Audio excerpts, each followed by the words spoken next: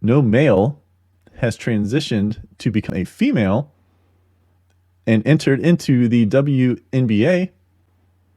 Could you imagine, though? I found this article.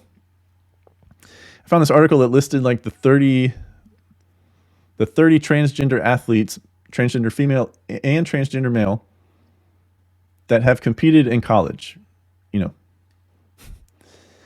And in every instance where it was a male, transgender female, so male transitioning to a female, they did compete after the transition. But every instance where it was a biological female transitioning to a transgender male, going up the ladder, let's say, as far as competition goes, and like I said, physiological traits and everything else, they either came out and transitioned after they were done with their collegiate career, or they did not compete the following year after they said they were going to transition. Why would that be? That would be because they know themselves that a biological female, even though you are trying to transition to become a male, can't compete at the level of biological men. This is a known fact. But could you imagine if the top NBA players, or even the top collegiate basketball players, said, "Oh, no, I'm gonna play with lesser competition, and I'm going to dominate the WNBA, or I'm going to dominate tennis, dominate volleyball, dominate swimming." No. And why? Because the top athletes are wired for competition. The top male athletes, biological male athletes, they're wired for competition.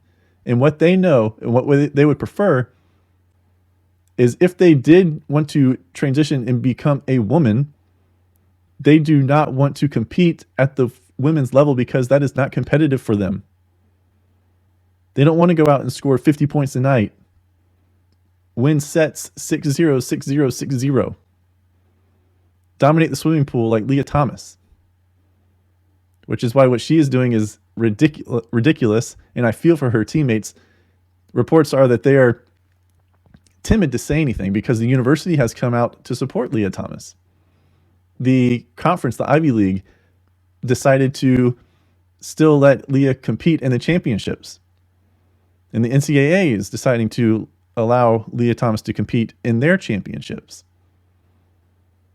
But the competitive drive within these biological male athletes is why they don't want to ever, if they do transition, they don't want to compete as a female, because there's no competition.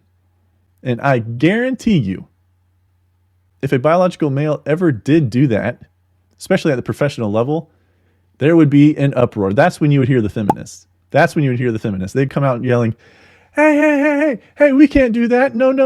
There's no way LeBron James can come out and average 100 points a night. That is not fair. Look at that. Oppression, women's rights. Yeah, trans rights, women's rights, female rights, everybody's rights. No, that is not allowed.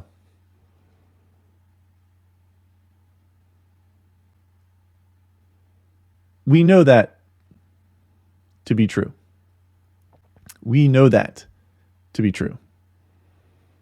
But if you look at high school athletics, and now it's trickling more in with college, it's allowed for a male to come up as a transgender female and compete, to take spots away from these biological women. And don't think that it's going to stop here.